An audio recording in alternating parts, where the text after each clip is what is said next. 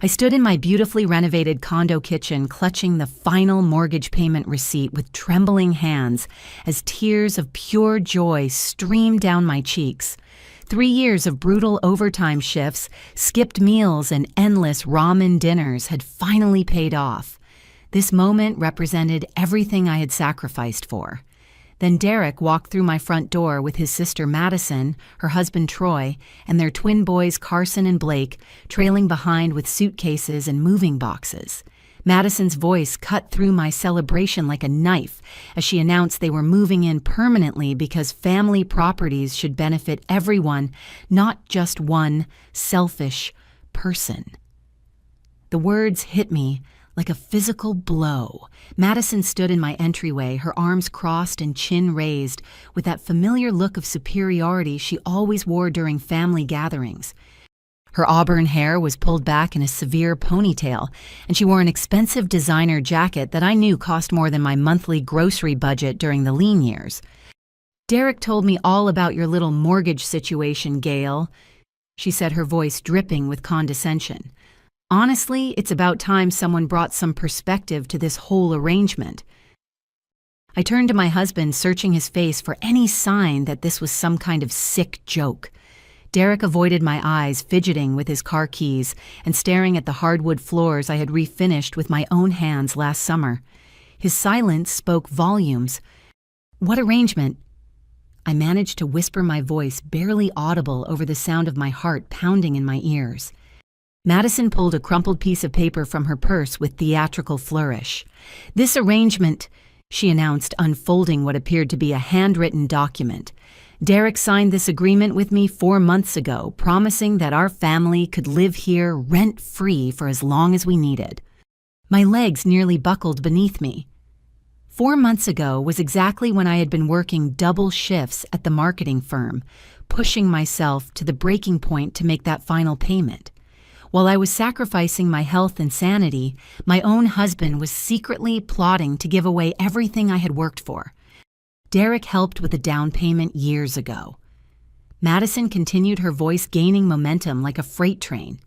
"That makes this condo a family investment, not your personal property. We're just claiming what's rightfully ours."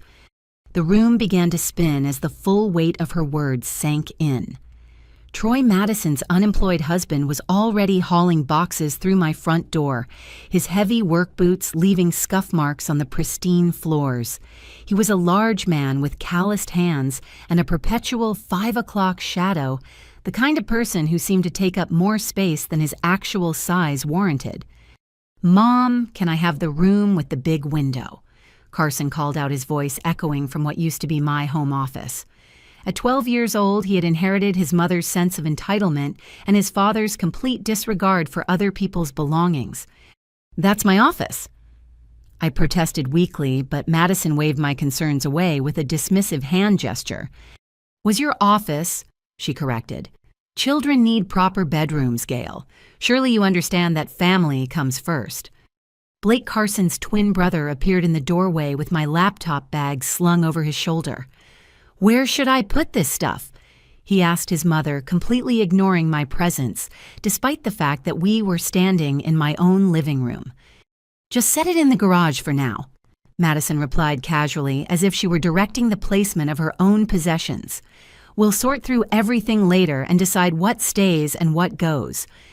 The casual cruelty of that statement hit me harder than any physical blow could have. 3 years of my life, every sacrifice I had made, every dream I had nurtured about finally having a space that was truly mine, all of it was being dismissed as easily as discarding yesterday's newspaper. Derek finally spoke, his voice barely above a mumble. "Gail, I know this seems sudden, but Madison's family really needs this right now. Troy lost his job last month and they can't afford their apartment anymore. We're family. We have to help each other. Help each other." I repeated, my voice growing stronger as anger began to replace shock. "I've been helping by working myself into the ground to pay for this place while you apparently promised it away behind my back." Madison's expression hardened. "Don't be dramatic, Gail. This is about being part of a real family, something you've never really understood. Derek and I grew up knowing that family takes care of family. Our mother taught us that individual wants always come second to collective needs. She moved through my kitchen with the confidence of someone who already considered it her own territory, opening cabinets and examining the contents with a critical eye. We'll need to make some changes, of course. This layout doesn't really work for a family with children, and some of this furniture will have to go. It's not very practical for everyday living. I watched in stunned silence as my carefully curated home, the sanctuary I had built through years of hard work and careful planning, was being systematically evaluated and found wanting by people who had contributed nothing to its creation. Troy returned from another trip to their car this time carrying what appeared to be a television that was significantly larger than the modest one I had saved up to buy 2 years ago. "Where do you want the entertainment center set up, babe?" he called to Madison. "The living room, obviously," she replied, then turned to me with a smile that didn't reach her eyes. "You don't mind if we rearrange things a bit, do you, Gail? After all, we're all going to be living here together now." That night, after Madison's family had claimed the master bedroom and relegated Derek and me to the small guest room, I lay awake staring at the ceiling and trying to process what had happened. The house felt different, already filled with unfamiliar sounds and the constant presence of people who treated my space as if it had always belonged to them. When Derek finally came to bed at nearly 2 in the morning, I was ready with questions that had been burning in my mind for hours. "You need to explain this to me," I said, sitting up and turning on the bedside lamp. "When you helped with the down payment, there was never any mention of conditions or future claims on the property." Derek sat heavily on the edge of the bed, his shoulders sagging with what I initially mistook for remorse. "It's complicated, Gail. Madison's been having a really hard time financially, and I've been trying to help where I can." "Help how?" I pressed through something in his evasive tone made my stomach clench with dread. "Just small amounts here and there," he said, still not meeting my eyes. "Nothing that would affect our budget significantly." The next morning, while Madison supervised her children's destruction of my home office and Derek conveniently left early for work, I decided to examine our financial records more carefully. What I found in Derek's desk drawer made my blood run cold. Hidden beneath a stack of old utility bills were bank statements for an account I had never seen before. Derek had been systematically transferring money from our joint savings account to what appeared to be a private account, and from there, regular payments were being made to Madison's family. The amounts were staggering. Over the past 2 years, while I'd been working overtime and denying myself even small luxuries to make our mortgage payments, Derek had transferred over $30,000 to his sister. $30,000 that could have paid off our condo months earlier. $30,000 that represented countless hours of my overtime work and sacrifice. I sat at my kitchen table surrounded by evidence of my husband's betrayal and felt something fundamental shift inside me. This wasn't just about Madison's sudden claim on my home.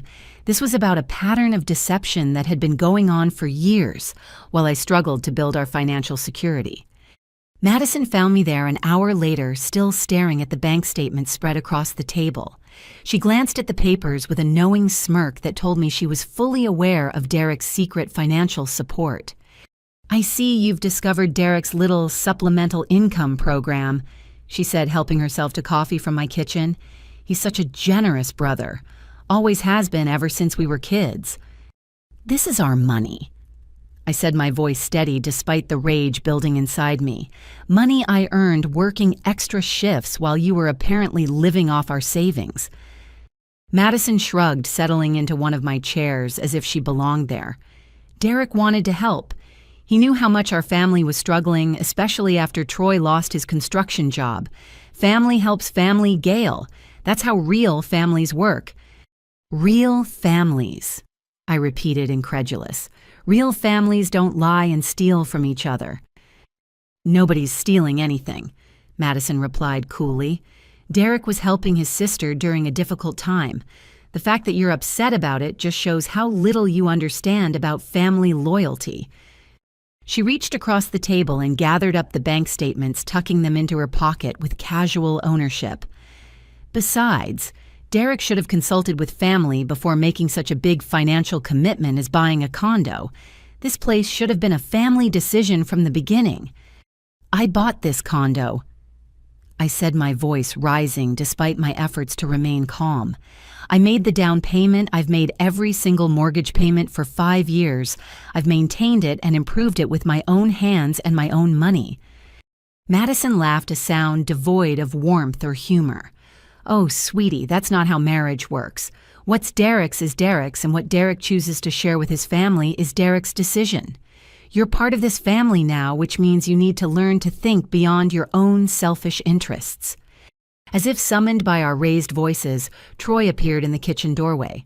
His presence immediately changed the dynamic in the room, his large frame and crossed arms, creating an unspoken threat that made the space feel smaller and more oppressive. "Everything okay in here?" he asked, though his tone suggested he wasn't particularly interested in my well-being. "Gail's just having a little trouble adjusting to the new living arrangements." Madison explained, her voice taking on a sickeningly sweet tone. "I was just explaining how family dynamics work." Troy nodded as if this explanation made perfect sense. "Yeah, it takes time to get used to having kids around. They're good boys, but they're energetic. Growing boys need space to be boys, you know." As if to emphasize his point, a loud crash echoed from the direction of my former office, followed by Carson's voice calling out, "It's okay, Mom. Nothing important broke." I closed my eyes and took a deep breath, trying to center myself in the midst of what felt like a complete invasion of everything I had worked to build. When I opened them again, Madison was watching me with an expression that was part pity and part satisfaction. "The sooner you accept that this is how things are now, the happier everyone will be," she said, standing and brushing imaginary crumbs from her designer jeans. "We're all family here, and family shares everything." 3 days into what Madison cheerfully referred to as the new living arrangement, I came home from work to find a stranger sitting at my kitchen table. He was a thin man in an expensive suit with graying hair and the kind of smile that immediately put me on edge. A leather briefcase sat open beside him, filled with official-looking documents. "Gail," Madison called out cheerfully as I stood frozen in my own doorway. "Perfect timing. I'd like you to meet Patrick Westbrook. He's our family attorney." Patrick stood and extended his hand, which I ignored. Something about the calculated way he assessed me made my skin crawl. "Ms. Morrison, I've heard so much about you. Your husband and sister-in-law have filled me in on your unique situation." "My unique situation," I repeated, setting my purse down slowly and trying to process why there was a lawyer in my kitchen discussing my personal business. "Please sit down," Patrick said, gesturing to a chair at my own table. "We have some important matters to discuss regarding the property ownership of this condominium." Madison was practically vibrating with excitement as she took her seat across from me. Derek sat beside her, his face pale and his hands fidgeting nervously with a pen. It was clear that whatever was about to happen, he was a willing participant despite his obvious discomfort. Patrick opened his briefcase and withdrew a thick folder filled with documents. "I've been reviewing the ownership history of this property, and there are some significant irregularities that need to be addressed." He spread several papers across the table, each one covered in legal language that might as well have been written in a foreign language. The documents appeared official, complete with notarized signatures and legal seals, but something about them felt wrong in a way I couldn't immediately identify. These documents clearly show that Madison Morrison has held a 50% stake in this property since the original purchase. Patrick continued, his voice taking on the authoritative tone of someone accustomed to being believed without question. "The irregular mortgage payments and recent payoff have created some confusion, but legally speaking, this has always been a jointly owned property." I stared at the papers, my mind reeling. The signatures looked authentic and the dates corresponded with our original purchase, but I knew with absolute certainty that Madison had never been involved in buying this condo. I had signed every document, made every payment, and handled every aspect of the purchase myself. "This is impossible," I said, my voice barely above a whisper. Madison wasn't even living in this state when we bought this place. She's never contributed a single dollar to this property. Patrick's expression remained neutral, but I caught a glimmer of something calculating in his eyes. Memory can be unreliable, especially during stressful financial periods. These documents speak for themselves, and they're legally binding. Derek finally spoke, his voice shaky and uncertain. "Gail, I know this is confusing, but Madison did help with some of the financial arrangements back then. Maybe not in ways that were obvious to you, but she was involved behind the scenes. The betrayal in that moment was so complete that I felt physically sick. My own husband was sitting at my kitchen table supporting a lie that would rob me of everything I had worked for. Madison watched my reaction with undisguised satisfaction, clearly enjoying my shock and helplessness. The good news," Patrick continued shuffling through more papers, "is that we're prepared to offer you a reasonable settlement that would allow you to maintain some financial interest in the property, while acknowledging Ms. Madison Morrison's legitimate ownership claims."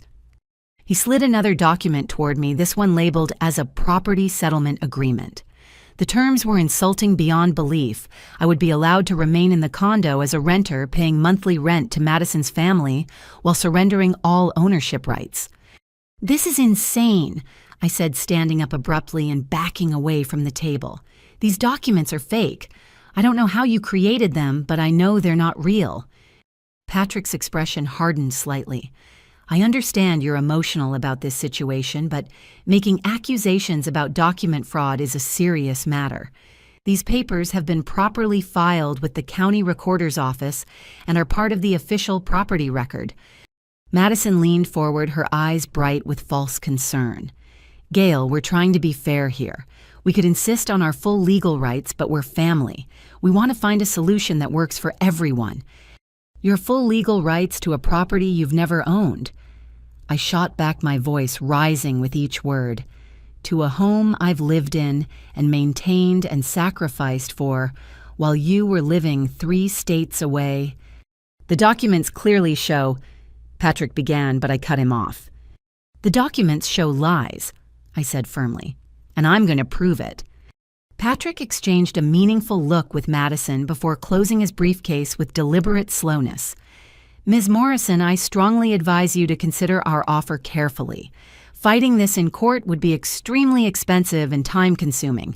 Even if you could afford proper legal representation, which frankly seems unlikely based on your financial situation, the outcome is far from certain." He stood and straightened his tie, his movements calculated to convey authority and control. Property disputes can drag on for years, accumulating legal fees that often exceed the value of the property itself. Meanwhile, you'd be living in a hostile environment with people who have legitimate claims on the space you're occupying. The threat was clear, even wrapped in legal language, and delivered with a professional smile. Madison's family wasn't just claiming my home, they were prepared to make my life miserable until I surrendered.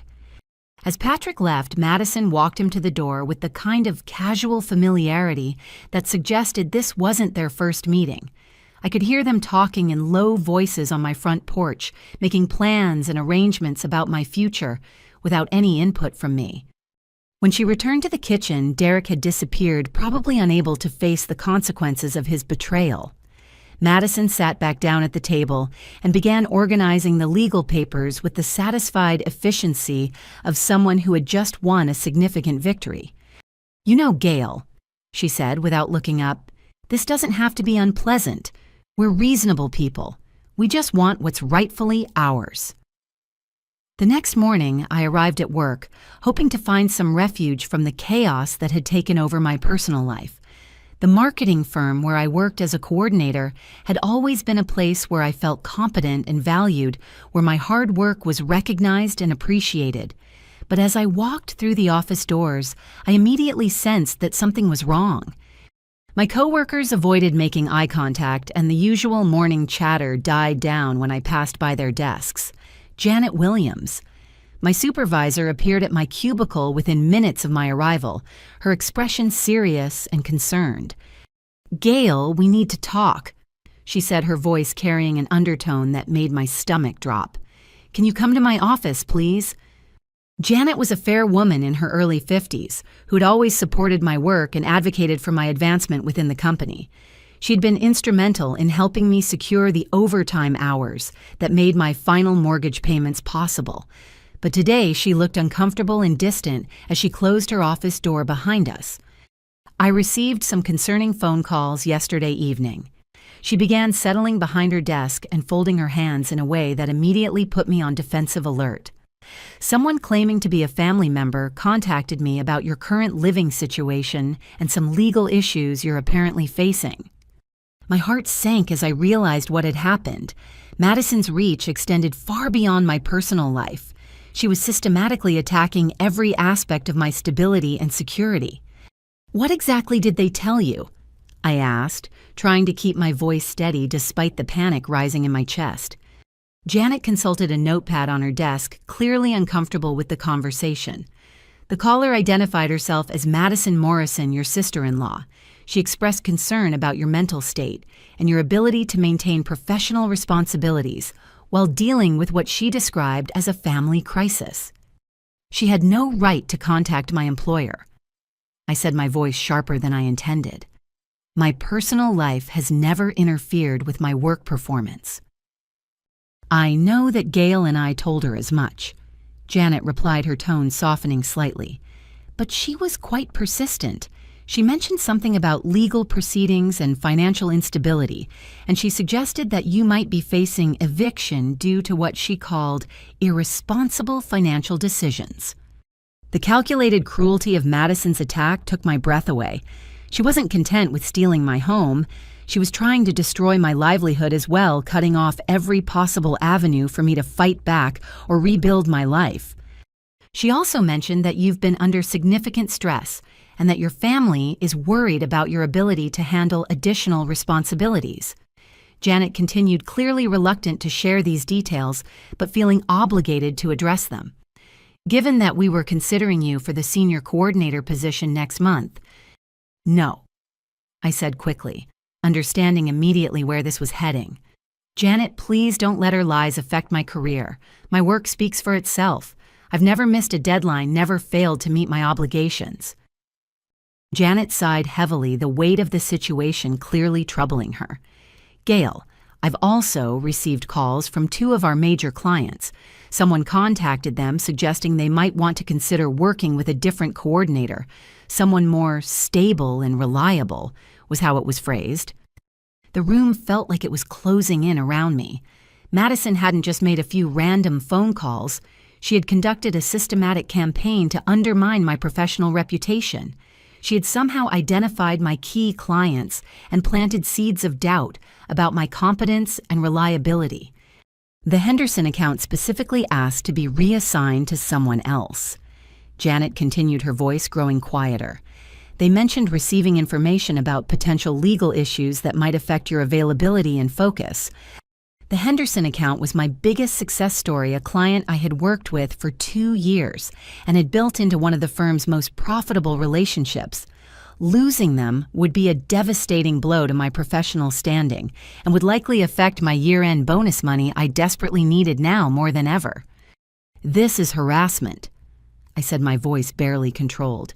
"She's systematically attacking my life because I won't surrender my home to her family." Janet nodded sympathetically, but I could see the concern in her eyes. "I believe you, Gail, but I have to consider the welfare of the company as well. If clients are uncomfortable or if there are ongoing legal issues that might affect your work." She didn't finish the sentence, but the implication was clear.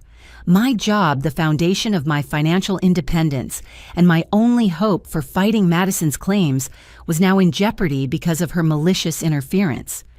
"I need to ask you to take some time off," Janet said, finally, the words clearly difficult for her to say. "Just a few days while we sort this out. Let things settle down and give you a chance to address whatever's happening in your personal life." Time off in corporate speak often meant the beginning of the end. I knew that if I left now with doubt planted about my stability and reliability, it would be easy for the company to find reasons not to bring me back. As I cleaned out my desk drawers under the curious stares of my coworkers, I felt the walls closing in from every direction.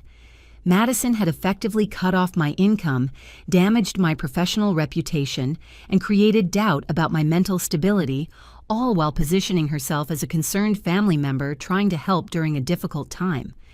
When I arrived home that afternoon, Madison was in my kitchen again, this time on the phone with someone else. She looked up when I entered and gave me a smile that was pure malice, disguised as sympathy. "Oh, she just walked in," Madison said to whoever was on the other end of the call.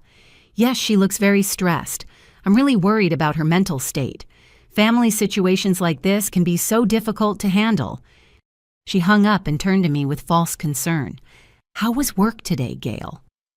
"You look tired. Maybe you should consider taking some time off to focus on your health and get this family situation resolved."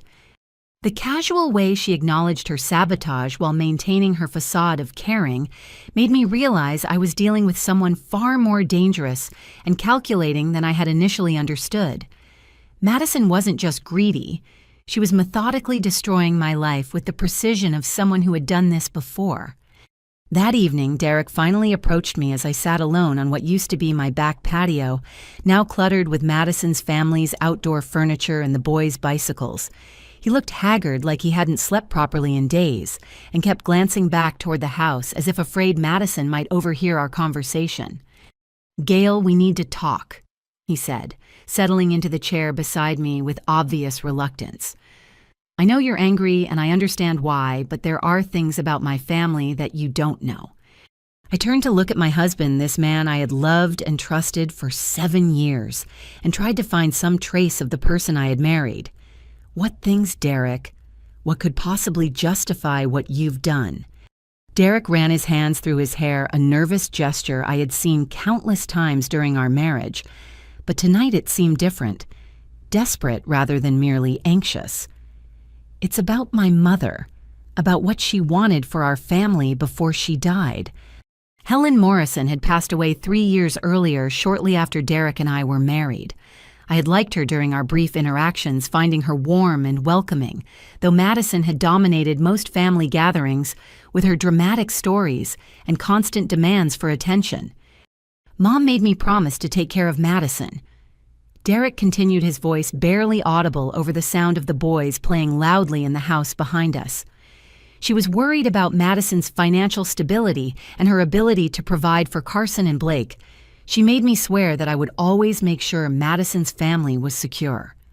"That doesn't give you the right to promise away our home," I replied, though something in Derek's tone made me suspect there was more to this story. Derek fidgeted with his wedding ring, spinning it around his finger in a motion that had become almost constant over the past few days. "You don't understand how persuasive Madison can be when she wants something. She's been reminding me constantly about Mom's final wishes, about how disappointed Mom would be if she knew I was putting my wife's comfort ahead of my sister's children's welfare." "Your wife's comfort?" I repeated, incredulous.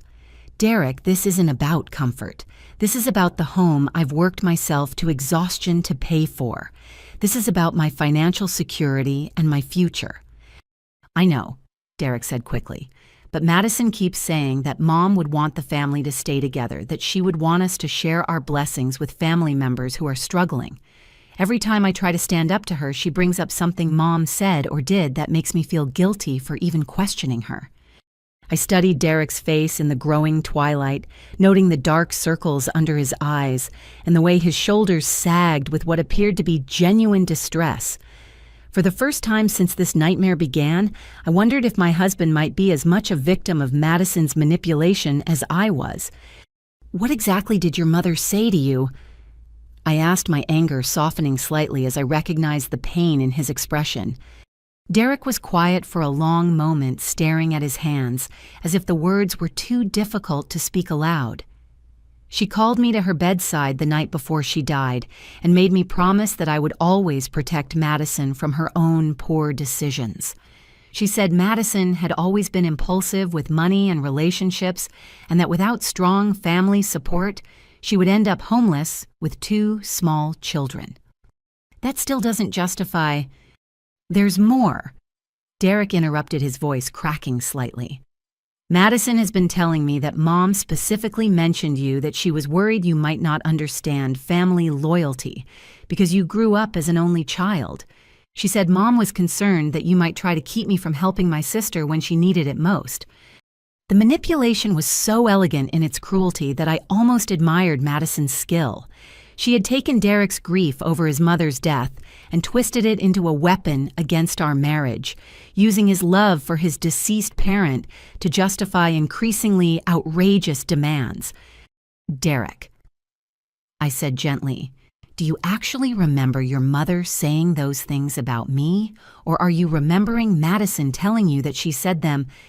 Derek's face went pale as the implications of my question sank in. It was such a difficult time. Mom was on so much pain medication and Madison was handling most of the communication with the family. I trusted her to tell me what Mom wanted. Of course you did, I said, reaching over to take his hand. She's your sister. You had no reason to think she would lie about something so important. For a moment, I saw a flicker of the man I had married, the person who had supported my dreams and celebrated my achievements. But then Madison's voice called from inside the house, sharp and demanding. Derek, can you come help Troy with the entertainment center and ask Gail if she knows where the good dishes are stored? The boys want to eat dinner off real plates, not these cheap, everyday ones. Derek's face immediately closed off again, the moment of clarity disappearing as quickly as it had come. She's just trying to make the boys feel at home, he said, though his voice lacked conviction. They've been through a lot with the move and Troy losing his job. I watched him stand and walk back toward the house, his shoulders once again carrying the weight of obligations he didn't fully understand. Madison met him at the sliding door, slipping her arm through his in a gesture that looked affectionate, but struck me as possessive. There you are, she said loud enough for me to hear clearly. I was just telling the boys how lucky they are to have such a generous uncle, someone who understands that family comes first no matter what. She glanced back at me with a smile that held no warmth, her message unmistakable. She owned Derek's loyalty now, and she wanted me to know it. Later that night, unable to sleep in the cramped guest room that now served as my bedroom, I decided to search through Derek's belongings for any evidence of his mother's actual wishes. If Madison had been lying about Helen's final requests, there might be something. Letters, documents, anything that could help Derek see the truth. In the back of Derek's closet, hidden beneath a box of old college textbooks, I found a small wooden box I had never seen before. Inside were letters, dozens of them, all written in Helen's careful handwriting and addressed to Derek. The dates showed they had been written during the final months of her illness. My hands trembling, I opened the most recent letter dated just days before Helen's death. What I read there changed everything I thought I knew about this situation. The letters revealed a truth that made Madison's betrayal even more devastating. Helen Morrison had indeed been worried about her family's future, but her concerns were focused on Derek, not Madison. In letter after letter, she expressed her joy about Derek's marriage to me, calling me the daughter she had always hoped for, and praising my work ethic and dedication. Most importantly, Helen had specifically warned Derek about Madison's manipulative tendencies and her history of taking advantage of family members' generosity. She had left Derek a small inheritance, $10,000 that was meant to be kept separate from Madison's knowledge, and explicitly instructed him to use it to build a secure future with me. That inheritance had never been mentioned to me, and given the bank statements I had found, I suspected it had already been transferred to Madison, along with everything else. The next morning, armed with this new knowledge, I confronted Derek before he could leave for work. I showed him his mother's actual words, watching as the color drained from his face, and the full scope of Madison's deception became clear. She lied to me, he whispered, holding one of his mother's letters with shaking hands. Mom never said any of those things about you. She never wanted me to choose Madison over my marriage. Derek, we can fix this, I said, hope rising in my chest for the first time in days.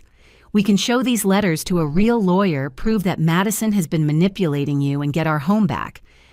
But before Derek could respond, we heard a tremendous crash from the direction of the guest bathroom, followed by Carson's voice yelling, "Oops, the water's everywhere!" We rushed toward the sound to find the bathroom flooded water pouring through the ceiling into the hallway below. The toilet had somehow been disconnected from its base, and water was gushing across the floor with alarming speed. "What happened?" I demanded, but Carson just shrugged with the casual indifference of a child who knew he wouldn't face any real consequences. "I was just trying to see how the plumbing worked," he said. "Blake dared me to take it apart. We didn't think it would break this bad." Blake appeared in the doorway, his clothes soaked and his expression more annoyed than apologetic. "Carson's stupid," he announced. "He used the wrong wrench. I told him to use the smaller one." Madison arrived moments later, surveying the destruction with what appeared to be genuine surprise, though something about her reaction felt calculated rather than spontaneous. "Oh no," she said, her voice heavy with false concern. "This is terrible. Gail, do you have good homeowner's insurance?" The question sent a chill down my spine. Why would you ask about insurance before asking if your children are hurt? "The boys are obviously fine," Madison replied dismissively, "but this kind of water damage can be extremely expensive to repair. You'll want to call your insurance company right away to start the claim process." As I reached for my phone to call my insurance agent, Madison continued talking her words, carefully chosen to sound helpful, while delivering devastating news. Although now that I think about it, didn't Derek mention that there were some changes to the insurance policy recently? Something about updating the coverage to reflect the new living arrangement. Derek's face went white. "Madison, you said you were just adding your family to the policy as additional residents. You didn't say anything about changing the actual coverage." "I may have misunderstood the options," Madison said with a shrug that suggested she understood them perfectly well. "Insurance policies are so complicated, but don't worry, I'm sure everything will work out fine." My call to the insurance company confirmed my worst fears. The policy had been canceled 3 days earlier at Madison's request, ostensibly to be replaced with a new policy that never actually materialized. I was now personally liable for thousands of dollars in water damage with no insurance coverage to help. "This is ridiculous," Derek said, his voice rising as he finally began to grasp the full extent of his sister's manipulation. "Madison, you can't just cancel someone else's insurance policy." "I was listed as an authorized contact," Madison replied coolly. "I thought I was helping by finding better coverage options. How was I supposed to know the boys would have an accident on the same week?" The timing was too convenient to be coincidental, and the casual way Madison dismissed the massive expense told me this had been planned. She was systematically destroying my financial stability, creating crisis after crisis that would force me to drain my savings and weaken my ability to fight her legal claims. Over the next several hours, as emergency restoration crews worked to minimize the water damage, the destruction continued in more subtle ways. Troy, accidentally, put his elbow through the drywall while moving furniture to protect it from the flooding. Madison's coffee cup somehow slipped from her hands, staining the carpet in my bedroom with a dark brown mark that would clearly require professional cleaning. Carson and Blake took advantage of the chaos to explore areas of the house that had previously been off limits, somehow managing to scratch the hardwood floors with their skateboard wheels and knock over a bookshelf in the living room. Each incident was dismissed as an accident, but the cumulative effect was clear. My beautiful, carefully maintained home was being transformed into a disaster zone. "Don't worry about the repair costs," Madison said as the restoration crew packed up their equipment late that evening.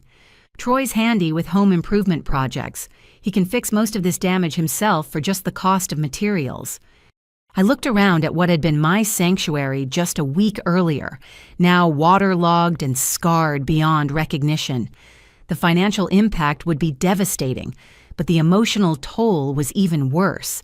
Madison wasn't just claiming my home. She was systematically destroying everything I had built, erasing my presence from the space I had created with my own hands and dreams.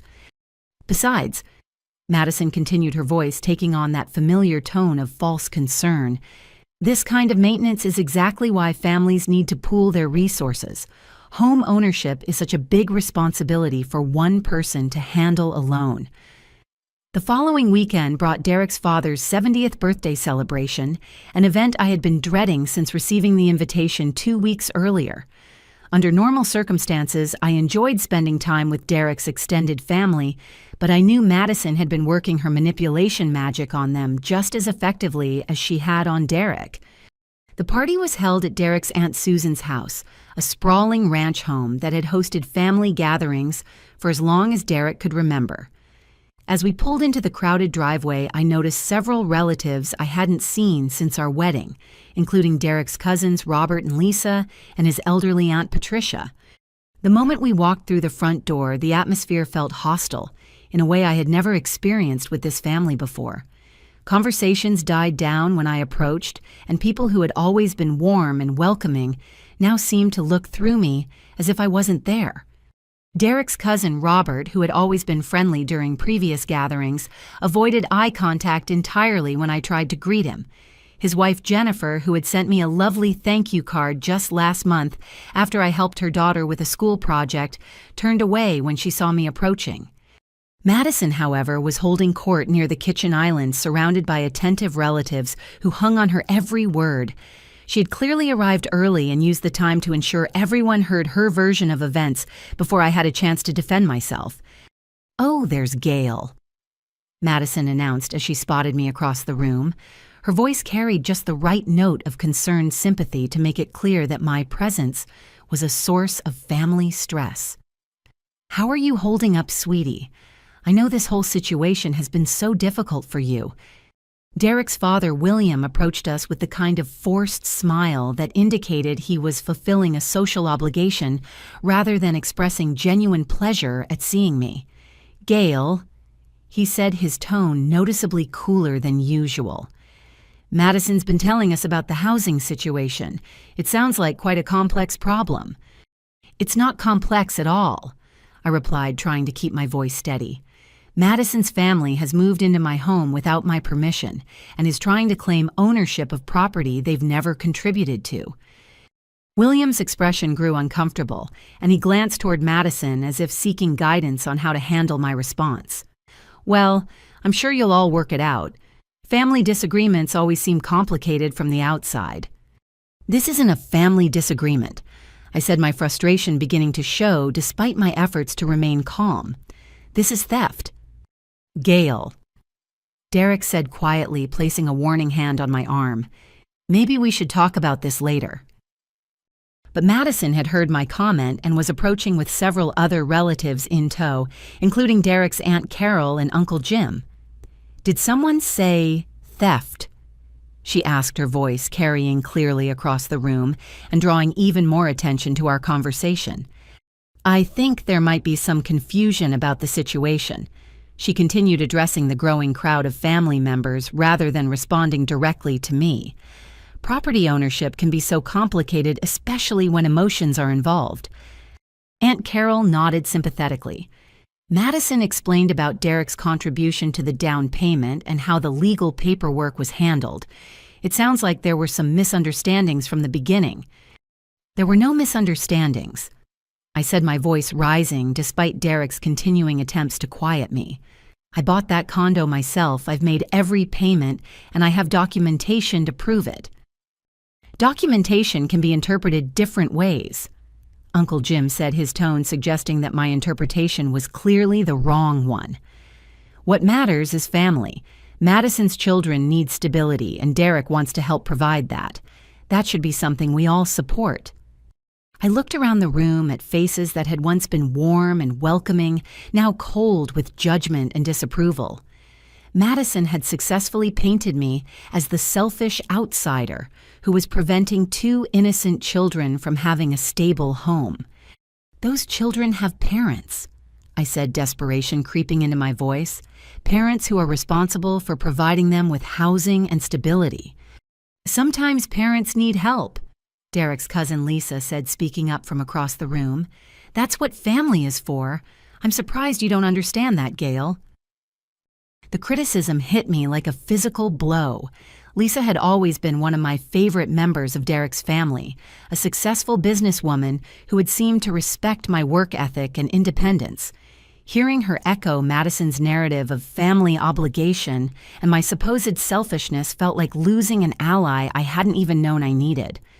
Derek's elderly Aunt Patricia, who was 92 and generally treated with reverence by the entire family, slowly approached our group with the help of her walking cane. Everyone fell silent as she made her way toward me, clearly intending to share her perspective on the situation. "Young lady," she said, her voice still strong despite her advanced age. "In my day, wives understood their place in the family hierarchy. When a husband's family needed help, a good wife found ways to support that help, not create obstacles to it." The words stung more than anything else that had been said, coming from someone whose approval Derek had always sought, and whose opinions carried significant weight with the entire family. Patricia's judgment effectively ended any possibility that other family members might question Madison's narrative or support my position. As the evening progressed, I found myself increasingly isolated, standing alone, while Derek was drawn into conversations with relatives who made it clear that his loyalty to his sister was being closely monitored and evaluated. Madison moved through the party like a gracious hostess, accepting sympathy and support while positioning herself as the responsible family member trying to hold everything together. When we finally left the party, Derek and I drove home in silence. The damage to my relationship with his family felt irreparable, and I realized that Madison had succeeded in cutting me off from any potential allies or sources of support among the people who knew us best. "They all hate me now," I said as we pulled into our driveway. Derek sighed heavily. "They don't hate you. They just think you're being unreasonable about sharing the condo." "Sharing," I repeated. "Derek, they want me to give up ownership of my home and pay rent to live in a place I bought and paid for myself." "Maybe that wouldn't be such a bad arrangement," Derek said quietly. "Maybe it would be easier for everyone if we just found a way to make this work." I stared at my husband in the dim light of the car, realizing that Madison's manipulation had been so complete that he was now actively advocating for my surrender. She had successfully turned my own family against me, and Derek was no longer even pretending to be on my side. The stress of the past 2 weeks had been building like pressure in a steam kettle, and my body was beginning to show the effects in ways I couldn't ignore. I had been surviving on 3 hours of sleep per night. My appetite had disappeared entirely, and I found myself shaking at random moments throughout the day. But I was determined not to let Madison see any weakness, so I continued going to work and maintaining my normal routine, despite feeling like I was falling apart from the inside. The breaking point came during what should have been a routine presentation to our biggest potential client, a tech startup looking for comprehensive marketing support for their product launch. I had prepared extensively for this meeting, knowing that landing this account would not only secure my position at the company, but also provide the financial resources I desperately needed to fight Madison's legal claims. I was midway through explaining our proposed social media strategy when the words suddenly stopped coming. I stood at the front of the conference room staring at 12 expectant faces and felt my mind go completely blank. The PowerPoint slide on the screen might as well have been written in ancient hieroglyphics for all the sense it made to me in that moment. "Ms. Morrison," the client's CEO prompted gently, "you were saying about the engagement metrics." I tried to speak, but instead of words, what came out was a sound somewhere between a gasp and a sob. The room began to spin, and I felt my knees buckle as darkness crept in from the edges of my vision. The last thing I remember was the sound of chairs scraping against the floor as people rushed to catch me. I woke up in the emergency room of St. Mary's Hospital with bright fluorescent lights stabbing into my eyes and the steady beep of monitoring equipment surrounding me. A young doctor with kind eyes and prematurely gray hair was checking my blood pressure, his expression serious but reassuring. "You're going to be okay," he said as I tried to sit up, "but you gave everyone quite a scare. Your blood pressure was dangerously elevated when the paramedics brought you in, and you were showing signs of severe exhaustion and dehydration." "I need to get back to work," I said weakly, though even the effort of speaking felt overwhelming. I was in the middle of an important presentation. "The only place you need to be right now is right here," the doctor replied firmly. "Ms. Morrison, when was the last time you had a full night's sleep? When did you last eat a complete meal?" I tried to remember but found that the past 2 weeks had blurred together into a haze of crisis management and constant anxiety. "I've been dealing with some family issues," I said, which felt like the understatement of the century. "Well, those family issues are literally making you sick," the doctor said, adjusting the IV line in my arm. "Your body is showing signs of chronic stress that, if left untreated, could lead to serious long-term health problems. High blood pressure, heart problems, compromised immune system, the works." As if summoned by some cruel cosmic joke, Madison appeared in the doorway of my hospital room less than an hour after I had regained consciousness. She was dressed in her most conservative outfit, her hair pulled back in a style that made her look responsible and concerned, and she carried a small bouquet of flowers that she had clearly picked up in the hospital gift shop. "Oh, Gail," she said, her voice heavy with what sounded like genuine worry to anyone who didn't know her true nature. "When Derek called me about your collapse, I came as quickly as I could. How are you feeling?" "How did Derek even know I was here?" I asked, confused about how news of my hospitalization had reached my husband so quickly. "Your supervisor called him as your emergency contact," Madison explained, settling into the chair beside my bed as if she had every right to be there. "Janet was very concerned about you. She mentioned that you've been under tremendous pressure lately." The doctor returned with my chart and a small cup of medication. "Mrs. Morrison, I'm Dr. Garcia. I'd like to discuss your treatment plan and some lifestyle changes that will be necessary for your recovery." "Oh, I'm not Mrs. Morrison," Madison said quickly, extending her hand with a warm smile. "I'm Madison Morrison, her sister-in-law. I'm here to provide family support during this difficult time." Dr. Garcia glanced between us, clearly trying to assess the family dynamics and my level of comfort with Madison's presence. "Would you prefer to discuss your medical situation privately?" he asked me. Before I could answer, Madison launched into what sounded like a prepared speech about family unity and support systems. "Dr. Gale has been under tremendous stress lately due to some family financial issues. She's been trying to handle everything on her own, and I think that's part of what led to this health crisis." "What kind of financial issues?" Dr. Garcia asked, making notes in my chart. "Property disputes, legal complications, that sort of thing," Madison replied smoothly. "Gail has been very anxious about some changes in our family living situation. I've been trying to help her work through it, but she's been resistant to accepting support." I stared at Madison in amazement as she effortlessly repositioned herself as the concerned family member, trying to help me through a crisis that she had orchestrated. She was actually using my stress-induced hospitalization as evidence that I was unstable and in need of family intervention. "The important thing now is creating a stable, supportive environment for Gail's recovery." Madison continued, her voice taking on the tone of someone accustomed to managing family crises. "She needs to focus on her health rather than worrying about complex legal and financial matters." Dr. Garcia nodded thoughtfully. "Chronic stress can indeed impair judgment and decision-making capabilities. Is there family support available to help with these financial concerns while Ms. Morrison focuses on her recovery?" "Absolutely," Madison said quickly. "Derek and I have already been working to resolve the property issues so that Gail can stop worrying about them. Sometimes the best thing family can do is take care of the business details while someone recovers from a health crisis." I wanted to scream to explain that Madison was the source of all my stress and that her help was actually systematic theft disguised as family support. But I was weak, exhausted, and attached to monitoring equipment that would immediately alert the medical staff if my blood pressure spiked again. "That sounds like an excellent plan," Dr. Garcia said, making more notes. "Ms. Morrison, I'm going to prescribe some medication to help manage your blood pressure and anxiety levels. But the most important treatment is going to be stress reduction.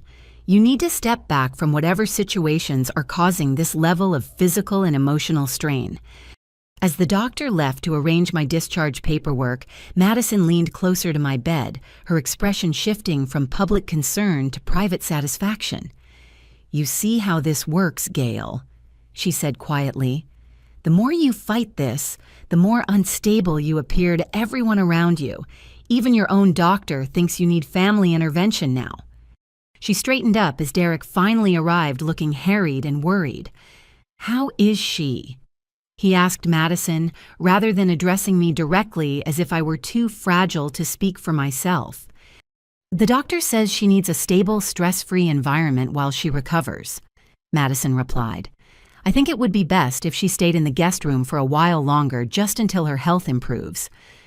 I closed my eyes and felt tears of frustration leak down my cheeks. Madison had managed to use my physical breakdown as further evidence that I was unfit to handle my own affairs, and she was positioning herself as the responsible family member, making difficult decisions for my own good. My release from the hospital came with strict instructions for bed rest stress management and a follow-up appointment with my primary care physician in 1 week. Derek drove me home in silence, periodically glancing at me with the kind of careful attention usually reserved for fragile mental patients or unstable explosives. Madison had prepared the guest room with fresh sheets, additional pillows, and a small arrangement of the flowers she had brought to the hospital. On the surface, it looked like caring family support, but I recognized it as another way of reinforcing my dependent status and keeping me isolated from the parts of the house that had once been mine. "You should rest now," Derek said, as he helped me settle into the narrow bed that had become my primary living space. "Madison's going to bring you some soup later, and she's arranged her schedule so someone can check on you throughout the day." The idea of being cared for by the person who had orchestrated my breakdown felt surreal, like being nursed back to health by your own poisoner. But I was too exhausted to argue, and my medication made everything feel distant and muffled, as if I were experiencing my life through thick glass. Derek left for work after ensuring I had water, medication, and his cell phone number prominently displayed on the nightstand. Madison disappeared to run errands with the boys, and Troy had gone to what he called a job interview, but which I suspected was actually a morning drinking session with his unemployed friends. For the first time in weeks, I found myself alone in the house I had once called home. The silence felt both peaceful and eerie after days of constant chaos and conflict. As my medication began to wear off and my mind cleared, I realized this might be my only opportunity to search for evidence of Madison's larger scheme. Moving carefully to avoid triggering another health crisis, I made my way to Madison's temporary bedroom, my former master bedroom. She had taken over the space completely, with her clothes filling the walk-in closet I had designed, and her personal belongings scattered across the surfaces I had once kept meticulously organized. Madison's laptop was sitting open on what used to be my vanity table, the screen dark but clearly not fully shut down. I knew I shouldn't invade her privacy, but my desperation overcame my usual ethical boundaries. I touched the trackpad, and the screen immediately came to life, revealing an email inbox that made my blood run cold. The most recent emails were between Madison and Patrick Westbrook, the attorney who had presented the forged ownership documents. But these weren't discussions about my case. They were communications about what appeared to be an ongoing pattern of similar scams targeting other family members. Robert Morrison property acquisition proceeding as planned. Read one email dated just 3 months earlier. Expect deed transfer completion by month end. Family resistance minimal due to emotional leverage regarding deceased mother's medical bills. I scrolled down, finding emails about Derek's cousin Lisa's house, his Aunt Patricia's veteran benefits, and even discussions about targeting Derek's elderly father's retirement savings. Madison wasn't just stealing from me. She was systematically robbing Derek's entire family using emotional manipulation, forged documents, and exploitation of family loyalty. Another email chain revealed communications with what appeared to be other family members in different cities, people whose names I didn't recognize, but who seemed to be sharing strategies for property theft and financial exploitation. Madison was part of a network of scammers who specialized in targeting their own families.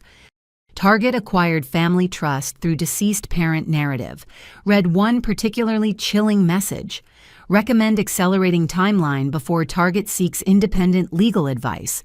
Property transfer must appear voluntary to avoid criminal investigation. I realized that Madison's attack on me wasn't personal. It was simply business. She had identified me as a vulnerable target with valuable assets and had deployed a systematic approach that she had clearly used successfully before. The forged documents, the workplace sabotage, even the deliberately caused property damage were all part of a proven strategy. Most shocking of all was an email thread discussing the sale of properties once they had been acquired. Madison had no intention of living in my condo long term. She planned to force me out, gain legal control, and then sell the property for cash while leaving her own family homeless in the process. Property resale value estimated at $450,000. Read one assessment. Recommend quick sale to avoid family interference. Target relocation to assisted living facility will eliminate future complications. The assisted living facility comment made me realize that Madison's ultimate plan wasn't just to steal my home.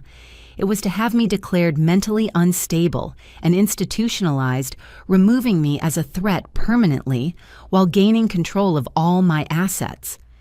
I heard car doors slamming in the driveway and quickly closed the laptop, my heart racing as I hurried back to the guest room. Madison's voice carried through the house as she directed the boys to put away groceries and reminded Troy about some task he had apparently forgotten to complete. As I lay in the narrow bed, staring at the ceiling and trying to process what I had discovered, I felt a strange sense of clarity replacing the despair that had consumed me for weeks. Madison wasn't the concerned family member she pretended to be. She was a professional criminal who had made a career out of exploiting family relationships for financial gain. But more importantly, I now knew that I wasn't her only victim.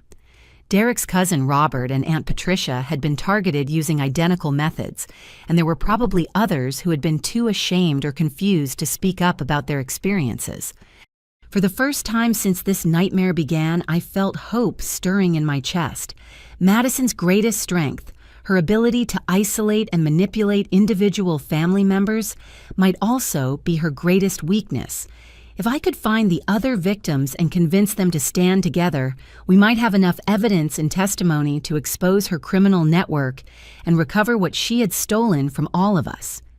The question was whether I could contact them without Madison discovering my plans, and whether they would be willing to risk further family conflict by fighting back against someone who had positioned herself so expertly as the caring matriarch holding everyone together. 3 days into my supposed recovery period, I received a phone call that changed everything. The number was unfamiliar, and I almost didn't answer, assuming it was another creditor or someone Madison had contacted to harass me. But something made me pick up on the fourth ring. Gail. This is Lisa Morrison, Derek's cousin. I hope you don't mind me calling, but I got your number from the family directory. I heard about your hospitalization, and I wanted to check on you.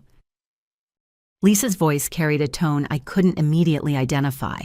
Concern mixed with something else. Something that sounded almost conspiratorial. I remembered her from the birthday party where she had seemed to support Madison's narrative about family obligation and my supposed selfishness. That's kind of you to call, I said carefully, unsure where this conversation was heading. I'm feeling much better. I'm sure you are, Lisa said, and then her voice dropped to a whisper. Gail, I need to ask you something, and I need you to be completely honest with me. Has Madison been showing you legal documents that claim she has ownership rights to your property? My heart stopped. How did you know that? Because she did the exact same thing to me 2 years ago. Lisa said, her voice heavy with a mixture of anger and regret. She stole my mother's house using forged documents and emotional manipulation, and she's been systematically targeting other family members ever since. The relief I felt at hearing those words was so overwhelming that I started crying. For weeks, I had felt like I was going insane, like I was the only person who could see through Madison's facade of family concern. Now I had confirmation that my suspicions were not only correct, but that I wasn't alone. "Can you meet somewhere private?" Lisa asked. "I have information you need to see, and there are other family members who've been affected by Madison's schemes. We've been waiting for the right opportunity to expose her, and I think that opportunity might be now." We arranged to meet at a small coffee shop 20 minutes away from my house, a place where we were unlikely to encounter anyone from Derek's family. I told Derek I was going to the pharmacy to pick up my medication, which wasn't entirely a lie since I did need to stop there on my way home. Lisa was already waiting when I arrived, sitting in a corner booth with a thick folder of papers spread across the table. She looked older than I remembered, with stress lines around her eyes that spoke of sleepless nights and constant worry. Beside her sat a man I recognized as Derek's cousin Robert, and an elderly woman I had met briefly at family gatherings, but whose name I couldn't recall. "Gail," Lisa said, standing to hug me with genuine warmth. "Thank you for coming. I know this must be confusing, but I promise everything will make sense soon. This is Robert, and this is Aunt Patricia, Derek's grandmother's sister." Patricia extended a weathered hand, her grip surprisingly strong for someone who appeared to be in her 80s. "My dear," she said, her voice carrying the authority of someone accustomed to being respected, "I owe you an apology. At William's party, I spoke to you very harshly about family, loyalty, and a wife's duties. I had no idea what Madison was really doing to you." Robert leaned forward, his expression serious. "We all owe you an apology. Madison has been very careful to keep her victims isolated from each other. She told each of us that we were the only family member having problems, that everyone else supported her decisions. She told me the same thing," I said, settling into the booth beside Patricia. "She made it seem like I was being unreasonable and selfish for not wanting to share my home." Lisa opened the folder and spread several documents across the table. "These are copies of the forged papers Madison used to steal my mother's house. Look at the signatures, the legal language, the notarization stamps. They're identical to what she's probably showing you." I studied the documents, noting the similarities to what Patrick Westbrook had presented in my kitchen. The same legal terminology, the same type of official-looking seals, even the same format for the fabricated ownership agreements. "My mother died 18 months ago." Lisa continued, her voice tight with controlled emotion. "She left the house to me in her will with clear documentation and proper legal procedures, but Madison produced these papers claiming that Mom had secretly signed over 50% ownership to her as payment for caregiving services." "Caregiving services," I repeated. "But Madison lived 3 states away during your mother's illness." "Exactly," Robert said. "But Madison convinced the probate court that she had been providing financial support and emotional care through phone calls and visits. She even had fake receipts for medical expenses she claimed to have paid." Patricia spoke up, her voice heavy with shame. "She did something similar to me with my late husband's veteran benefits. Madison convinced me that there had been an error in the government payments, that I had been receiving money I wasn't entitled to, and that she needed to help me navigate the bureaucracy to fix the problem." "What really happened?" I asked, though I suspected I already knew the answer. "She had me sign papers that I thought were correction forms for the VA," Patricia said, "but they were actually documents transferring my benefit payments to an account she controlled. By the time I realized what had happened, she had taken nearly $40,000. The scope of Madison's criminal operation was staggering. She wasn't just an opportunistic thief. She was running a sophisticated long-term scam that targeted her own family members, using their love and trust against them." "How many others?" I asked. Robert consulted a notebook filled with handwritten notes. "That we know of, at least 7 family members over the past 5 years. Probably more who haven't come forward because they're too embarrassed or afraid of causing family drama. She's very good at making her victims feel like they're the problem," Lisa added. "She positions herself as the caring family member trying to help while making us look greedy or selfish for questioning her motives. I thought about my experience at Derek's father's birthday party where Madison had successfully turned the entire extended family against me using exactly those tactics. So what do we do if she has the whole family convinced that she's the good person and we're the troublemakers? How do we expose her without looking like we're ganging up on her? Patricia smiled for the first time since I had sat down, and I caught a glimpse of the sharp intelligence that had probably served her well during her 90-plus years of life. My dear Madison's greatest strength is also her greatest weakness. She can't resist an opportunity to appear generous and caring in front of the whole family. What do you mean? I asked. She thrives on public recognition for her family devotion, Robert explained. She always wants to be the center of attention at family gatherings, the one everyone thanks for keeping the family together. Lisa leaned forward, her eyes bright with something that looked like anticipation. We think we can use that against her, but we're going to need your help, and it's going to require you to pretend to surrender everything she wants. Our plan required careful preparation and perfect timing. Over the next week, while maintaining the appearance of defeated compliance, I worked with Lisa, Robert, and Patricia to build our case against Madison. They introduced me to someone who would become our secret weapon, Sarah Campbell, an attorney who specialized in elder abuse and family financial fraud. Sarah was nothing like Patrick Westbrook. Where he had been slick and intimidating, she was direct and compassionate. She listened to our stories with the focused attention of someone who had seen similar cases before and knew exactly how to build a strong, legal response. What Madison is doing is called affinity fraud, Sarah explained during our first meeting at her office. She's using family relationships and emotional manipulation to gain access to assets that don't belong to her. It's actually more common than people realize, but it's rarely prosecuted because victims are afraid of destroying family relationships. Sarah had brought in a private investigator named Marcus Webb, a former police detective who had experience with financial crimes.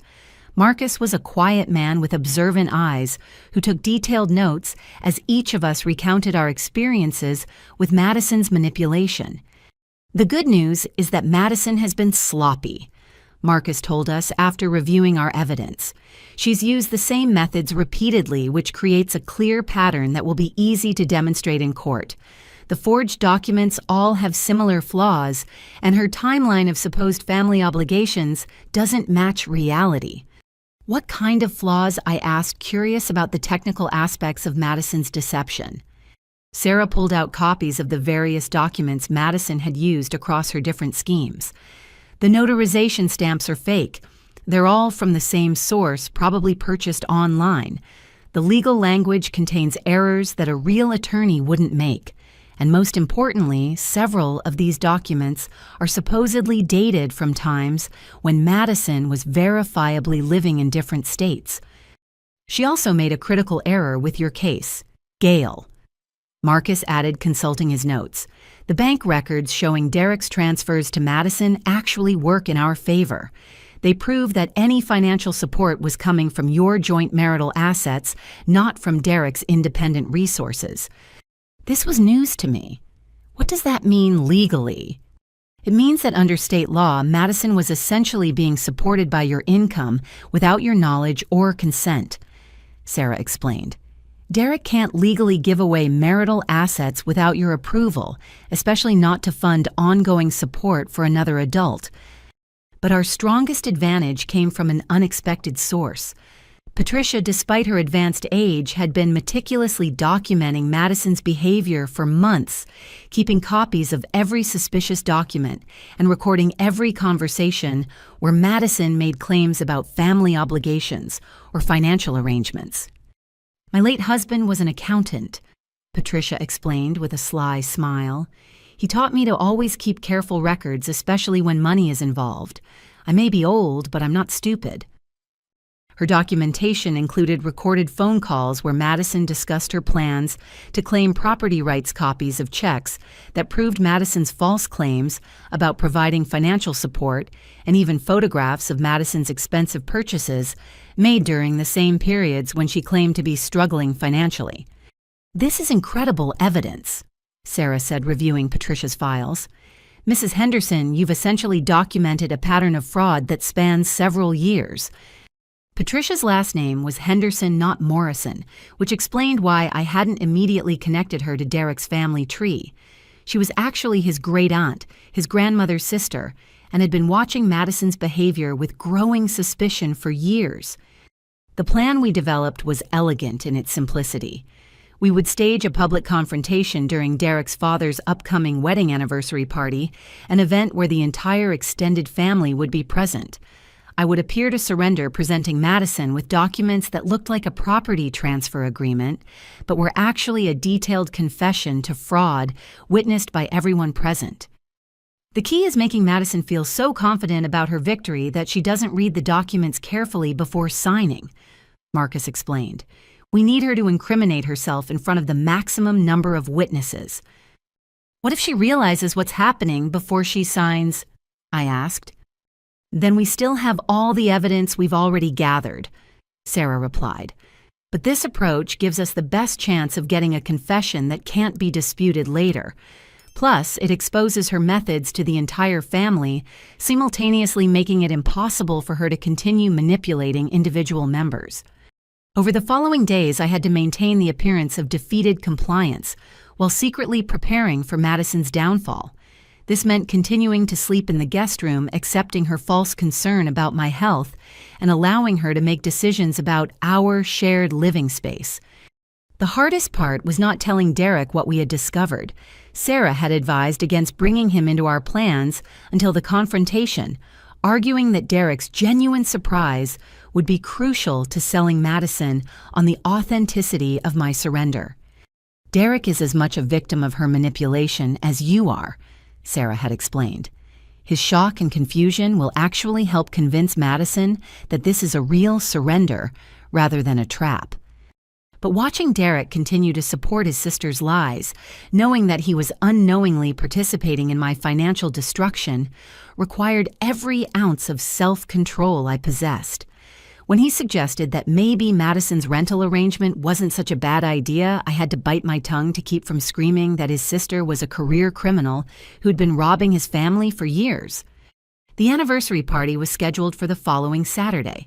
Madison had volunteered to help with the planning positioning herself once again as the caring daughter-in-law who stepped up to support family events. She had even suggested that the party would be a perfect opportunity for me to publicly announce my decision to share the condo, framing it as a gesture of family unity that would heal the recent tensions. "I think it would mean so much to everyone if you could make a little speech," Madison had said with false sincerity, "something about how family comes first and how happy you are to provide stability for Carson and Blake." "That sounds like a wonderful idea," I had replied, knowing that she would indeed get a speech she would never forget. Saturday morning arrived with the kind of crisp autumn weather that made everything feel sharper and more vivid. Derek's father, William, and his wife Margaret were celebrating their 35th wedding anniversary with a backyard party that would bring together nearly 40 members of Derek's extended family. I spent extra time getting ready, choosing a conservative dress that would make me appear respectful and compliant, while Sarah, Marcus, Lisa, Robert, and Patricia made their own preparations for what we hoped would be Madison's final performance as the concerned family matriarch. Madison was in an exceptionally good mood as we drove to the party, chatting cheerfully about her plans to redecorate the condo and discussing potential schools for Carson and Blake in our neighborhood. Her confidence was absolute. She clearly believed that my public surrender would cement her victory and end any remaining family doubts about her claims. "I'm so proud of you for deciding to do the right thing, Gail," she said from the passenger seat, while Derek concentrated on navigating the Saturday afternoon traffic. "Family unity is so much more important than individual property rights. Your willingness to share shows real maturity." Derek glanced at me in the rearview mirror, his expression a mixture of relief and residual guilt. "I think Mom would have been really happy to see the family coming together like this," he said softly. If only he knew what his mother had actually written about Madison in those hidden letters, I thought. But he would find out soon enough. The party was already in full swing when we arrived. William and Margaret had decorated their backyard with white lights and flowers, creating a warm and festive atmosphere that felt almost surreal given what was about to happen. Children ran between the tables while adults clustered in conversation groups, everyone dressed in their finest casual attire for the celebration. Madison immediately began working the crowd, greeting relatives with warm hugs, and ensuring that everyone knew about my planned announcement. She had clearly built this moment up as the resolution to weeks of family drama, positioning herself as the peacemaker who had guided everyone toward harmony. Gail has something special she wants to share with everyone later, Madison announced to anyone who would listen. She's made a really beautiful decision about putting family first. Sarah Campbell arrived fashionably late, introduced by Patricia as her attorney, who was helping with some estate planning matters. Marcus Webb came separately invited by Lisa as her guest for the evening. To anyone watching casually, they appeared to be ordinary plus ones rather than key participants in an elaborate sting operation. I spent the first hour of the party mingling and accepting congratulations from relatives who believed they were witnessing my mature acceptance of family responsibility. Several people mentioned how much they respected my decision to prioritize Madison's children over my own comfort, and I had to resist the urge to enlighten them about what was really happening. Derek's Aunt Carol approached me near the refreshment table, her expression warm with approval. "Gail, I owe you an apology for some of the things I said last week. I realize now that this situation must have been very difficult for you, and I'm impressed by how you've handled it." "Family is complicated," I replied carefully, sticking to the script we had rehearsed, "but I've learned a lot about what really matters." Madison overheard this exchange and beamed with satisfaction. "Gail has been such a wonderful example of how to put children's needs first," she said, placing a possessive hand on my shoulder. "Carson and Blake are so lucky to have such a generous aunt." As the evening progressed and more guests arrived, I noticed Sarah discreetly positioning herself near the main gathering area, where speeches and announcements typically took place during family events. Marcus had found a spot with a clear view of the entire party, and I knew he was recording everything on a device hidden in his jacket. Lisa, Robert, and Patricia spread out among the crowd, ready to serve as witnesses and to manage family reactions once the truth came out. We had agreed that they would remain silent during the initial confrontation, allowing Madison to dig her own hole before revealing their involvement in exposing her crimes. William called for everyone's attention as the sun began to set, gathering the family for the traditional anniversary speech and any other announcements people wanted to make. Margaret stood beside him, glowing with happiness as she looked out over the assembled relatives. "Margaret and I are so grateful that all of you could be here tonight." William began, his voice carrying clearly across the yard. 35 years of marriage has taught us that family is the most precious thing we have, and seeing all of you together reminds us why that's true." Madison had positioned herself prominently in the front of the gathering, with Derek beside her and Carson and Blake, flanking them like a perfect family portrait. She kept glancing at me expectantly, clearly eager for my moment of public surrender. Before we cut the cake, William continued, "I understand that some family members have announcements they'd like to share. Madison mentioned that Gail has something important to say about family unity." "Actually," Madison interjected with a bright smile, "why don't I introduce Gail's announcement? She's made such a generous decision, and I want to make sure everyone understands how much it means to our family." This was even better than we had planned. Madison was about to position herself as the primary beneficiary of my supposed generosity, making her subsequent downfall even more dramatic and public. "Please go ahead," I said graciously, gesturing for Madison to take center stage. Madison stepped forward, her confidence radiating as she addressed the assembled family. "As many of you know, our family has been going through some complicated times recently, with housing issues and financial pressures affecting several of us. But I'm happy to announce that Gail has made the beautiful decision to share her condo with Derek's family, ensuring that Carson and Blake have a stable home environment." She paused for effect, allowing the murmurs of approval to ripple through the crowd before continuing.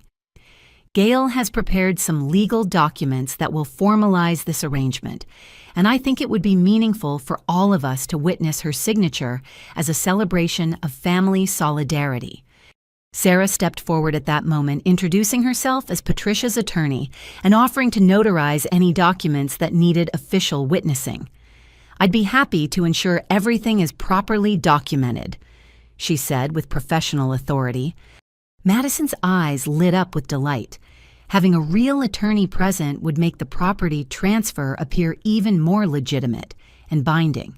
She had no way of knowing that Sarah was actually my attorney, or that the documents I was about to present contained a very different kind of legal language than what Madison expected. "That would be wonderful," Madison said. "Gail, did you bring the papers we discussed?"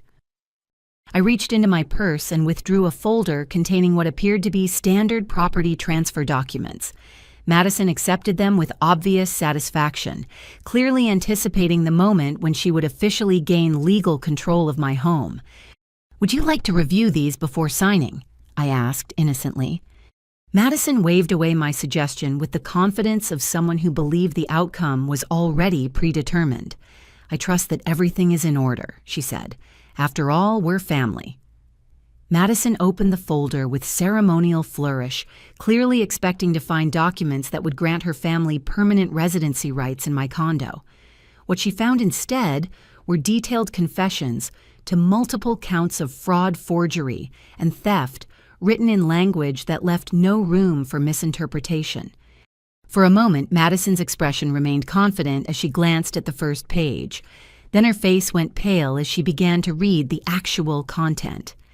"I, Madison Morrison, hereby confess to the systematic theft of family assets through forged documents and emotional manipulation," the document began. "Over the past 5 years, I have used fabricated legal papers to steal property from Lisa Morrison, Patricia Henderson, Robert Morrison, and others, while claiming to act in their best interests." Madison's hands began to shake as she continued reading. The document laid out her entire criminal enterprise in precise detail, including dates, amounts stolen, and methods used to manipulate each victim. It described her partnership with Patrick Westbrook in creating fraudulent legal documents and her systematic campaign to isolate and financially exploit vulnerable family members. "What is this?" Madison whispered, her voice barely audible as the blood drained from her face. "Keep reading," I said gently. "You'll find it very thorough." The assembled family watched in growing confusion as Madison's confident demeanor crumbled. Derek stepped closer to his sister, trying to see what had caused such a dramatic change in her behavior. "Madison," he said uncertainly, "what's wrong?" Sarah Campbell stepped forward, her professional authority immediately commanding the attention of everyone present. "Ladies and gentlemen, what Madison is reading is a detailed confession to multiple felonies committed against members of this family over the past several years." A collective gasp rose from the crowd as people began to understand that something far more serious than a property dispute was being revealed. Margaret clutched William's arm while several family members moved closer to get a better view of the unfolding drama. This confession documents Madison's theft of Lisa Morrison's inherited house through forged documents, her appropriation of Patricia Henderson's veteran benefits through fraudulent paperwork, her embezzlement of Robert Morrison's business assets, and her current attempt to steal Gail's condominium using identical methods. Madison tried to crumple the papers, but Marcus Webb appeared beside her with quiet authority.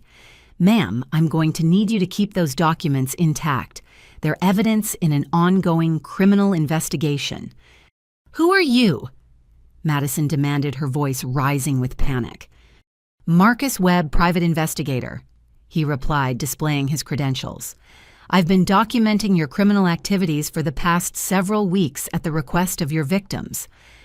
Derek stared at his sister in shock, clearly struggling to process what he was hearing. "Madison, this can't be true. Tell them this is some kind of mistake."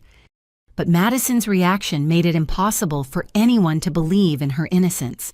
Instead of righteous indignation or confused denial, she displayed the desperate panic of someone whose carefully constructed lies had suddenly collapsed. "You don't understand," she said, her voice becoming shrill. "Everything I did was for family. The children needed stability, and these people had more than they needed. I was just redistributing resources to where they were needed most." "You were stealing," Lisa said, stepping forward from the crowd with quiet dignity. "You stole my mother's house while I was grieving her death, and you made me feel guilty for questioning your claims." Patricia joined Lisa, her elderly frame, somehow radiating moral authority despite her small stature. "You took my husband's veteran benefits and convinced me I was the one who had made an error. You made me doubt my own memory and feel ashamed for questioning family." Robert appeared beside them, completing the circle of Madison's victims. "You destroyed my small business by manipulating me into signing loan documents I didn't understand, then convinced the family that I was irresponsible with money." The family watched in stunned silence as 3 people they had believed were Madison's supporters revealed themselves to be her victims. Derek looked from his sister to the assembled evidence, his face showing the dawning realization that everything he had been told was a lie. "Derek," Madison said desperately, reaching for her brother's arm, "you know I would never hurt family. These people are trying to turn you against me. Remember what Mom said about family loyalty." But Derek stepped back, his expression hardening as he finally understood the scope of his sister's deception. What did Mom really say? Madison, not your version. What did she actually say? Sarah produced copies of Helen Morrison's letters, the ones Derek had hidden and Madison had claimed didn't exist. "Your mother's actual words were quite different from what Madison told you," Sarah said, handing Derek the letters. "She specifically warned you about Madison's manipulative behavior and expressed her love and respect for Gail." Derek read his mother's actual words with growing horror, realizing that Madison had twisted their dying mother's wishes into weapons against his marriage. "She left me money," he said quietly, looking up at Madison with betrayal in his eyes. $10,000 that was supposed to help Gail and me build our life together. Where is it, Madison? Madison's last defense crumbled as she realized that even Derek now understood her deception. "I used it to help my family," she said weakly. The children needed honest parents." Derek interrupted, his voice stronger than I had heard it in weeks. "Not parents who steal from their own family and teach them that lying and manipulation are acceptable." William stepped forward, his face grave with the authority of the family patriarch.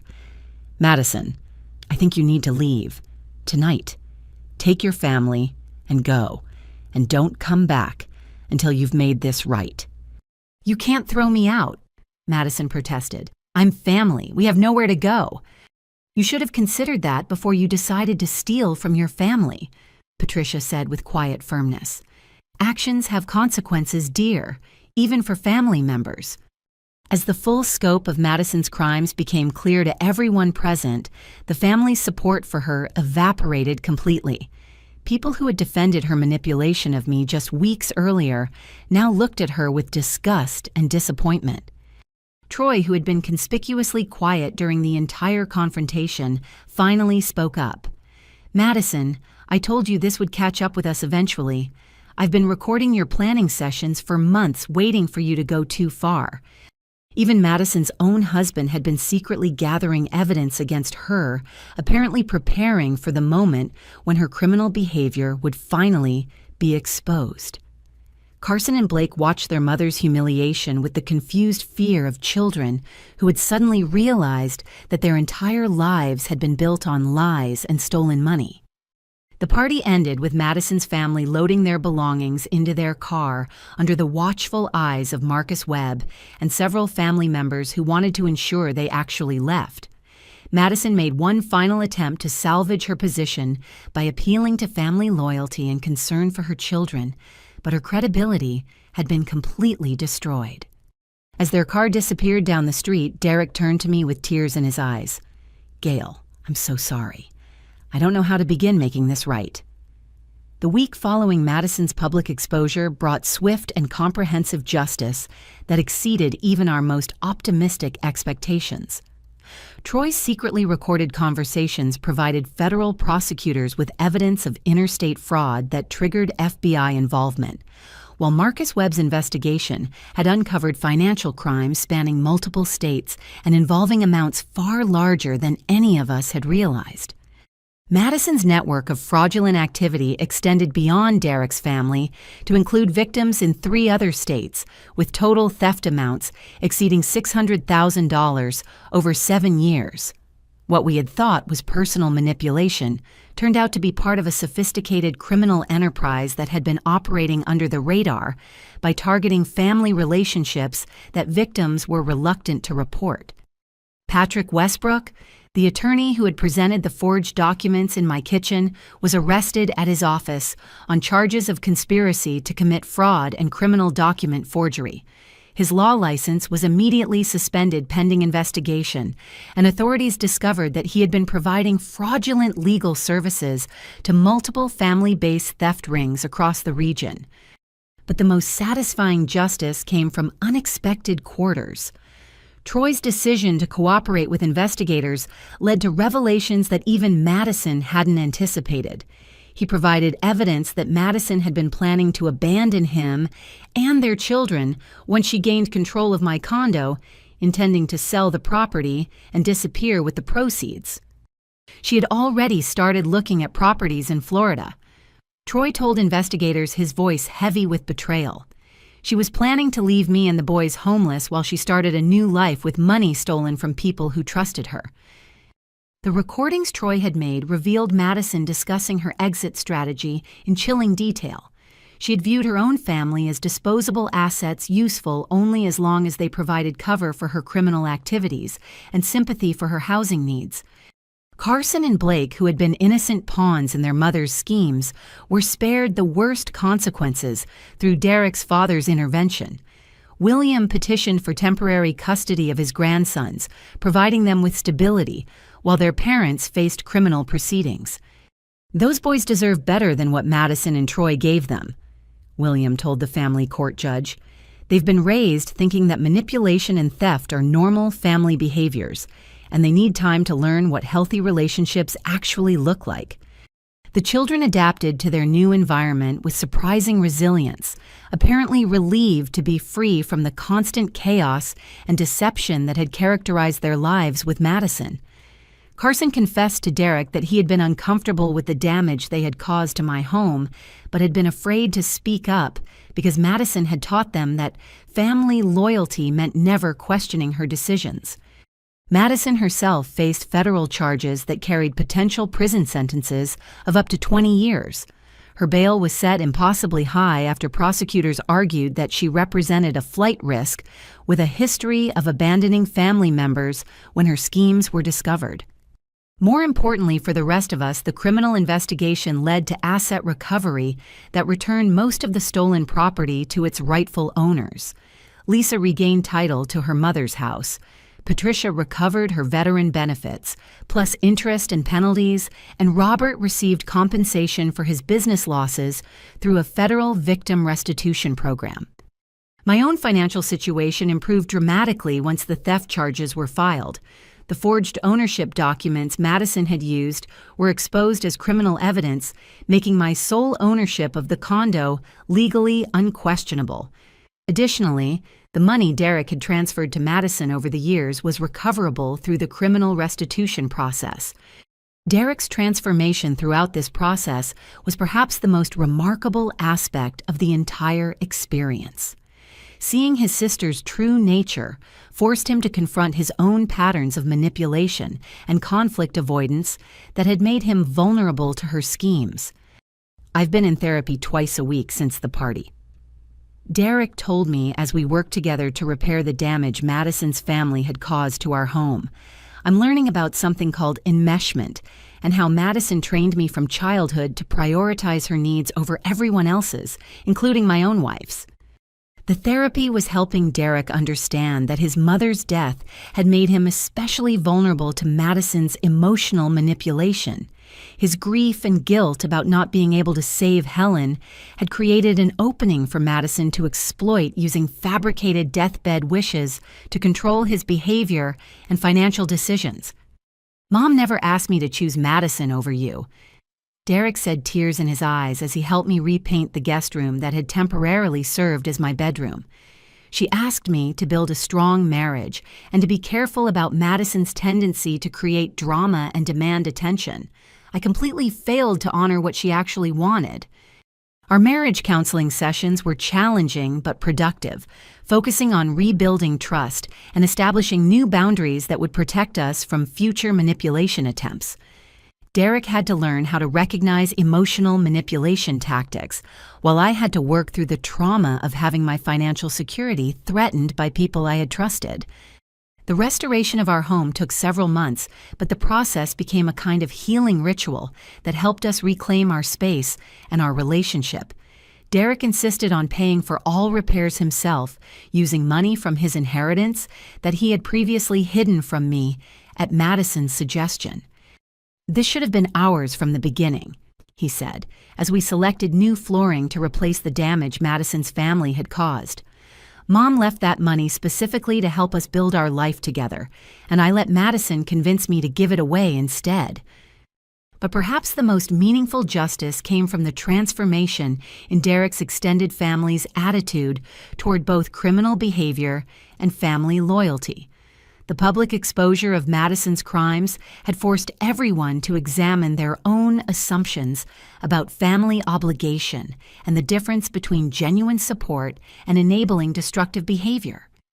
We all learned that real family loyalty means protecting each other from harm, not covering up harmful behavior. Patricia reflected during a family dinner 6 months after Madison's arrest. Madison taught us to confuse loyalty with complicity, and it nearly destroyed several innocent people. The family established new traditions around financial transparency and emotional support that made future manipulation attempts much less likely to succeed. William created a family trust that required multiple approvals for any significant financial decisions, while several family members began meeting regularly to share concerns and provide genuine support for each other's challenges. Madison's children thrived in this healthier environment, learning for the first time what authentic family relationships look like when they weren't based on manipulation and exploitation. Carson and Blake began attending counseling to help them process their experiences and develop healthy relationship skills their mother had never taught them. As I watched Derek playing catch with his nephews in our backyard, I realized that Madison's crimes had ultimately brought our family closer together by forcing everyone to confront the difference between genuine care and manipulative control. The boys were learning that real love didn't require them to sacrifice their integrity or hurt other people to prove their loyalty. Justice had been served not just through the legal system, but through the healing and growth that came from exposing the truth and choosing healthier ways of relating to each other. 1 year later, I stood in my beautifully restored condo kitchen, holding the court document that officially closed Madison's criminal case. She had been sentenced to 8 years in federal prison, followed by 5 years of supervised probation, during which she would be prohibited from handling financial matters for any family members and required to pay restitution to all her victims. The kitchen looked better than it ever had before, with new appliances Derek and I had chosen together and a fresh coat of paint that covered the last traces of the chaos Madison's family had brought into our lives. More importantly, the space felt truly ours again, protected by legal boundaries and emotional growth that made future manipulation attempts impossible. Derek approached from behind, wrapping his arms around my waist and looking over my shoulder at the official paperwork. "Hard to believe it's really over," he said softly. "The legal part is over," I corrected gently. "The healing part is ongoing." Our marriage had survived, but it had been fundamentally changed by the experience. Derek's therapy had helped him recognize his lifelong patterns of conflict avoidance and people-pleasing that had made him vulnerable to Madison's manipulation. He had learned to set boundaries with family members and to prioritize our partnership over external pressure for family harmony. I got a letter from Carson yesterday. Derek mentioned settling beside me at our kitchen table. He made the honor roll at school, and he wanted to thank us for helping him and Blake stay with Grandpa instead of going into foster care. The boys had flourished in William's stable household, where they learned that family love didn't require them to participate in illegal activities or cover up harmful behavior. Carson, now 14, had developed an interest in law enforcement after seeing how investigators had protected his family from his mother's crimes. Blake had discovered a talent for art and was using creative expression to process his complex feelings about his mother's choices. He also said Madison writes to them sometimes from prison. Derek continued. But they've decided they don't want to respond until she completes the counseling program and proves she understands what she did wrong. The boys' decision to maintain boundaries with their mother showed remarkable maturity for children their age, though it had been supported by extensive counseling and the unwavering stability William provided. They were learning that loving someone didn't mean accepting harmful behavior or sacrificing their own well-being to maintain a relationship. Our home had become a gathering place for the family members who had been Madison's victims, providing a safe space where Lisa, Robert, and Patricia could share their ongoing recovery processes and support each other's healing. We had created what our therapist called chosen family relationships based on mutual respect and genuine care, rather than obligation and manipulation. Lisa had returned to her mother's house, which had been fully restored to her through the criminal restitution process. She had started a support group for family fraud victims, helping other people who had experienced similar betrayals navigate both the legal and emotional aspects of recovery. The hardest part isn't the financial damage, Lisa often told new group members. It's learning to trust your own judgment again after someone you loved convinced you that your reality wasn't valid. Patricia, despite her advanced age, had become an advocate for elder abuse prevention, speaking at community centers and senior facilities about the warning signs of family financial exploitation. Her sharp wit and obvious intelligence made her an effective spokesperson for the message that age didn't make someone automatically vulnerable to manipulation. The key is documentation. She would tell her audiences, always carrying the meticulously organized files that had helped expose Madison's crimes. Trust your instincts, keep careful records, and remember that real family members want you to feel comfortable asking questions about financial arrangements. Robert had rebuilt his small business with the help of the restitution payments and had hired Carson part-time to help with basic office tasks. The mentoring relationship gave Carson positive male role models while providing Robert with assistance from someone who understood the importance of ethical business practices. Our own relationship with Derek's father had strengthened considerably through the shared experience of protecting Carson and Blake. William had stepped into his role as their primary guardian, with dedication and wisdom, creating the stable environment the boys needed while managing the complex emotions of having his daughter incarcerated for crimes against his own family. I failed Madison somehow. William confided during one of our family dinners. I don't know if I was too permissive when she was young or if I missed warning signs that she was developing these manipulative patterns. You gave her the same love and support you gave Derek, I replied. People make their own choices about how to use what they're given. Madison chose manipulation and theft over honest work and genuine relationships. Derek's therapy had helped him understand that his mother's actual wishes had been for him to build a strong, independent marriage while maintaining healthy but boundaried relationships with his extended family. Helen's letters had explicitly praised my work ethic and character, expressing hope that Derek and I would support each other's dreams, rather than sacrificing individual goals for family pressure. Mom would have been horrified by what Madison did, Derek said as we prepared for our weekly family dinner with William and the boys. She would have supported our decision to press charges and protect other family members from future harm. The legal victory had been satisfying, but the emotional healing had been more meaningful. Derek and I had learned to communicate directly about our needs and concerns, rather than assuming the other person should intuitively understand unspoken expectations. We had established new traditions around financial transparency and decision-making that strengthened our partnership. Our home security system now included not just physical protection, but emotional boundaries that prevented anyone from using family loyalty as justification for harmful behavior. We had learned to distinguish between genuine requests for help and manipulative attempts to exploit our resources or guilt. The restored condo had become a symbol of what was possible when people chose honesty and mutual support over manipulation and exploitation. Friends and family members often commented on the peaceful atmosphere of our home, noting that it felt genuinely welcoming rather than performatively perfect. "This place feels like a real sanctuary," Patricia observed during one of our Sunday dinners. "It's the kind of home where people can be authentically themselves without worrying about judgment or hidden agendas." As I prepared dinner that evening, I reflected on how completely our lives had changed since that terrible day when Madison had first announced her intention to claim my home. The financial theft had been recovered, but more importantly, we had all learned to create relationships based on genuine care rather than obligation and manipulation. Derek appeared in the kitchen as I was setting the table carrying flowers from the garden we had planted together in the spring. "I have something for you," he said, his expression combining nervousness with excitement.